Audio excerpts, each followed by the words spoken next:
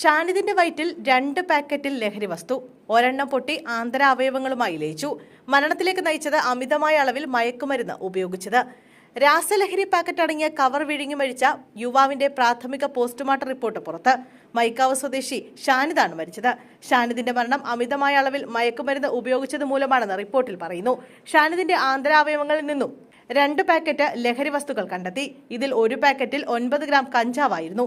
രണ്ടാമത്തെ പാക്കറ്റ് പൊട്ടി ആന്തരാവയവങ്ങളുമായി ലയിച്ചു. ഇത് ഏത് വിഭാഗത്തിൽപ്പെടുന്ന മയക്കുമരുന്നാണെന്ന് തുടർ പരിശോധനകളിലെ മനസ്സിലാവുകയുള്ളൂ എന്നും റിപ്പോർട്ടിൽ പറയുന്നു. അതേസമയം ഇയാൾക്ക് ചികിത്സ ലഭ്യമാക്കുന്നതിൽ വീഴ്ച ഉണ്ടായിട്ടില്ലെന്ന് ബന്ധപ്പെട്ട വൃത്തങ്ങൾ അറിയിച്ചു.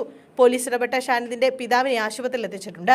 ലഹരി വസ്തുക്കൾ അടങ്ങിയ 2 പാക്കറ്റ് താൻ വിഴുങ്ങിയതായി പിടികൂടിയ സമയത്ത് ഷാനിദ് പോലീസിനോട് പറഞ്ഞിരുന്നു. തുടർന്ന് ഇയാളെ ആദ്യം താമരശ്ശേരിയിലെ ആശുപത്രിയിലും പിന്നീട് കോഴിക്കോട് മെഡിക്കൽ കോളേജിലേക്ക് മാറ്റുകയായിരുന്നു. വെള്ളിയാഴ്ച പോലീസ് പെട്രോളിംഗിനിടെയാണ് സംശയാസ്പദമായ സാഹചര്യത്തിൽ ഷാനിദിനെ പോലീസ് പിടികൂടുന്നത്. പോലീസ് വാഹനം കണ്ടയുടൻ ഷാനിദ് കയ്യിലുണ്ടായിരുന്ന പൊതികൾ വിഴുങ്ങി ഓടി രക്ഷപ്പെടാൻ ശ്രമിക്കുകയായിരുന്നു.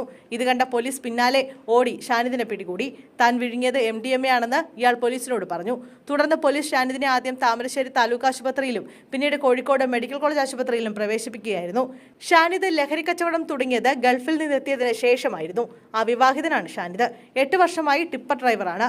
ആരോടും അധികം സംസാരിക്കാറില്ല. അടുത്ത സുഹൃത്ത് ബന്ധങ്ങളില്ല. അമ്മുമ്മ ഫാത്തിമയുടെ വീട്ടിലായിരുന്നു കുറച്ചുകാലമായി താമസം. ഇയാൾക്കെതിരെ 2 ലഹരി കേസുകൾ പോലീസ് എടുക്കുകയും ചെയ്തിരുന്നു. താമരശ്ശേരി, അമ്പായത്തോട് പ്രദേശങ്ങളിൽ ഇയാൾ വ്യാപകമായി MDMA വിൽക്കുന്നതായി പ്രദേശവാസികളും പരാതി നൽകിയിരുന്നു. ഗൾഫിൽ ജോലി ചെയ്തു വരികയായിരുന്നു ഷാനിദ്. അടുത്തിടെയാണ് ഇയാൾ നാട്ടിലെത്തിയത്. ഇതിനുശേഷം ഇയാൾ ലഹരി ശൃംഖലയിൽ സജീവമാവുകയായിരുന്നു.